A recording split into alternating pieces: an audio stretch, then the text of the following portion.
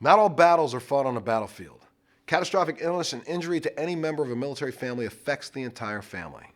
For U.S. servicemen and women and their families defending America today, home is sometimes half a world away.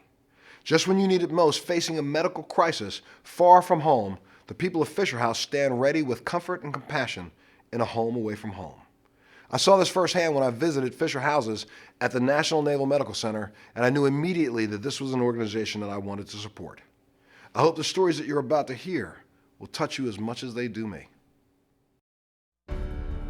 My Uncle Zach told a story about a sailor found sleeping in his car at Bethesda. When asked why, his wife was in the hospital receiving treatment and he could not afford a hotel room.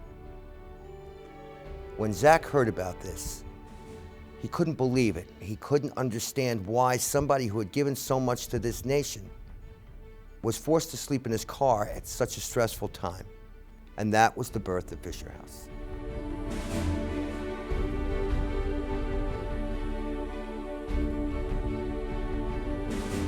Here they were coming back and meeting their families, meeting their loved ones after the conflict, sometimes in devastating physical condition.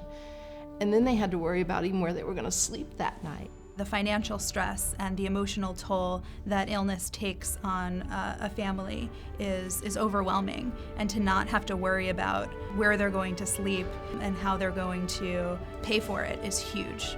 They come from all over, and they don't have much. And given the sacrifices that they've already made, to ask them to do anything more is just not right. That's the mission of Fisher House, to ease the burden on these families at their most stressful time. The common thread is that they support one another, they lean on one another because they have experiences that are very much like each other's. Sometimes you'll see people that are burned or maybe missing a limb, and whereas maybe outsiders would stare at them, I think here you feel kind of a commonality among everyone, and so it's more of a safer environment and a secure environment while people are kind of still dealing with a lot of the emotional or psychological aspects of their injury.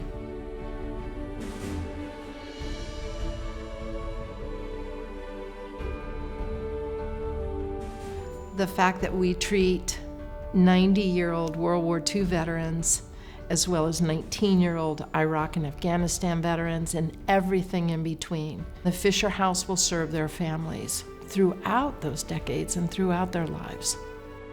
Look at what they do for us. They lay everything on the line for us. So I think we owe them. This is one way that we can show them that we care and that we appreciate the service that they've given us. I think what the American people understand is the value of the military service member. If you give the military the right tools and then support them when they return home injured, that we will have a very, very strong country for a long time.